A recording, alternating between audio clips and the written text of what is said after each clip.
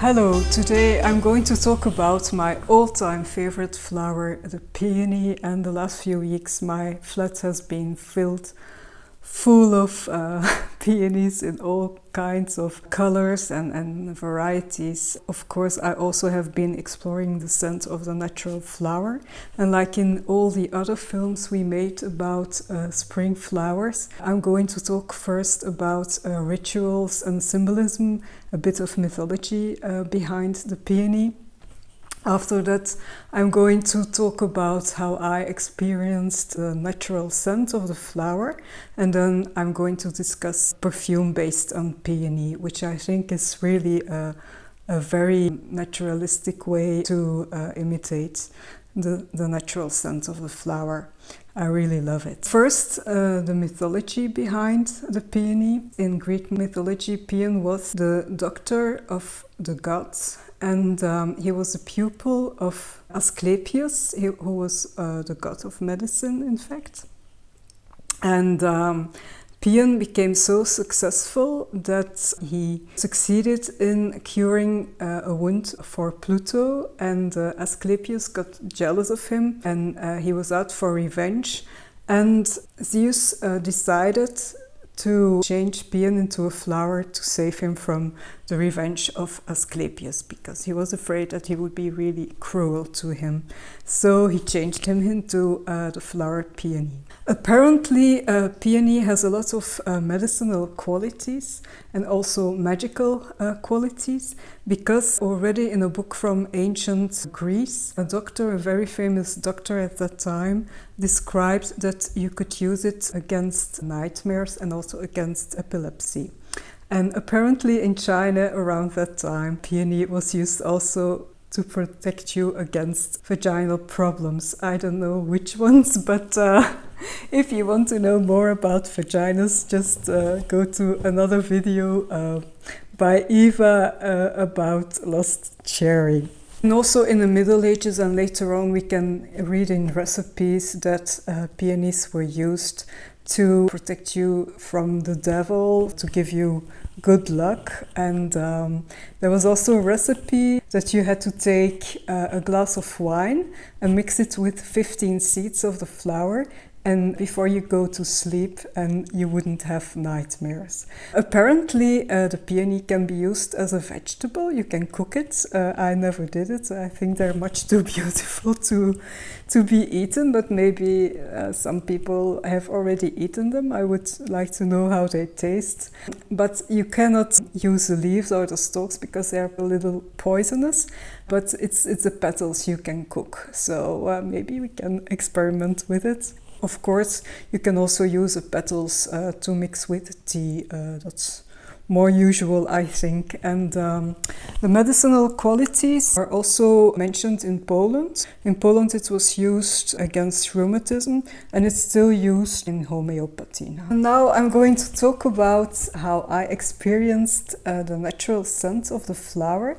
You can see there are lots of varieties of peonies. You can find them everywhere around the world. In China they are really very important too. They are mentioned as the king of flowers, and we can already see in the art of the Middle Ages, for example, in paintings and drawings, that peonies are already depicted there. And I noticed that not all the varieties have the same scent. Of course, it's also the same with roses and other flowers. I think the white ones have the most scent, but you really have to put your nose in the flower to detect it, to grasp it. And what I experienced with the whitish, pinkish flowers is that they smell like lychees. They really have this fruity aspect to them. Also a bit like roses, really very a delicate rose, like a yellow rose or a white rose. And also sometimes they remind me a bit of eucalyptus. So that's also a note that I discovered in them. And this one, the pink one here and there, it has a bit more projection. I can notice it already from a meter away, and it's more a bit like a creamy whitish flower, slightly lactonic. smell. They can have not really a pleasant smell as well, so I also have some red peonies which change color into yellow, and they have the scent of pea, so they don't always smell nice. But the white ones really have a wonderful smell. The perfume I'm going to present to you is Diaphane by Les Heures de Cartier. It's from their exclusive line. And it was created in 2010 by the in-house perfumer Mathilde Laurent. And normally this kind of floral, fruity perfumes are not really my cup of tea. It's not really my style. But I discovered it when I went to the shop in Belgium, the only shop where they have it here in Belgium, the exclusive line of Cartier, and it's Place Vendôme near Courtrai, near also not far away from France, or from the border with France. And this was the first shop I know that sells niche perfumes. I think they already exist from the 80s, from the beginning of the 80s. And when I go there and I enter this shop, it's like I'm going into paradise. And the people there are very, very nice. I always learn a lot when I go there. I spend always 1 hour and 1 hour and a half. And when I go back, I always get a bag full of samples, and that's how I discovered this Diaphane. It's with the samples, which are really huge. I think they contain 3.5 milliliters, so it's really a good way to discover these perfumes. And like I really nearly finished Diaphane, I thought, well, yeah, now it's clear that I really love it, so I'm going to buy it a few years ago. So, but Diaphane, what does it mean? Diaphane is French for transparent, and indeed it's really a transparent perfume. It's an eau de toilette, and I also wear it like an eau de toilette, so I wear it around my face and in my hair, and spray it around. And so I think this is really masterfully done by Mathilde Laurent. I think she's really a master in floral perfumes, and she succeeded in imitating this delicate scent. And according to Fragrantica, it only contains rose, lychee, and peony. And it's what I detect at first, but it's very close to skin, but it's really nice to wear around this time during spring. And after a while, it's really long lasting, but it's airy, it's delicate. It's like you see through the petals, the sunlight coming through the petals. It's like the delicacy of the petals, because these flowers are really bombastic, are huge, but if you look at their petals, they seem to be really fragile, and that's the same fragility, the same transparency is imitated in this perfume. But after 2 or 3 hours, it's going to shift into the dry down, into the base, and then I detect other notes which give it much more body, which make it like really like a perfume you could wear at night.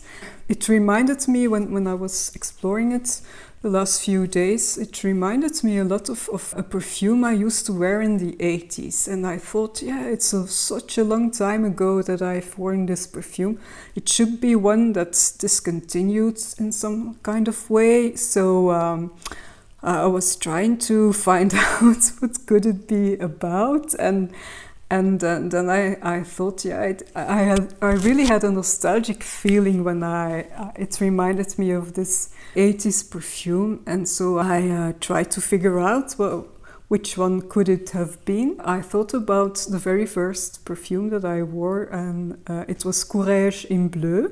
It was made in 83, and this perfume, when I looked at the notes in Fragrantica, it's built around peony. It has a lot of notes, also aldehydes and in the top. But in the heart there's peony, jasmine, rose, and in the base of this perfume we have amber, sandalwood, vetiver, cedarwood, patchouli, and I think those notes are also used in this perfume for the base, for the dry down, because it's really very similar to Courage in Bleu. So I don't know if you know Courage in Bleu, if you can remember it, or if you still have it, because I know that there's now a new version of it, but I haven't tried it yet. But I really would love to revisit the Courage in Bleu, which was made in the 80s, because I think it was really a complex perfume, and it's very similar to Leur Diaphane. So I would like to know if you have a favorite peony-based perfume, and if you would like to share a discussion about the very luminous floral perfumes by Mathilde Laurent, because I also have here the Baiser Volé by Cartier, which is also created by her, and I also really love it. It's one of the very few perfumes where I get very good comments from strangers, from people who ask me, what a wonderful perfume, what are you wearing? And I think this perfume, yeah, it's based on lily, white flowers. It also has this very airy quality. It's not a dense perfume, it's based on white flowers, but it's not dense or creamy at all, and it's I really love her style. So even if it's not really my cup of tea, her floral perfumes I really like. So I hope you enjoyed this video, and see you next time, probably with another flower perfume. Bye!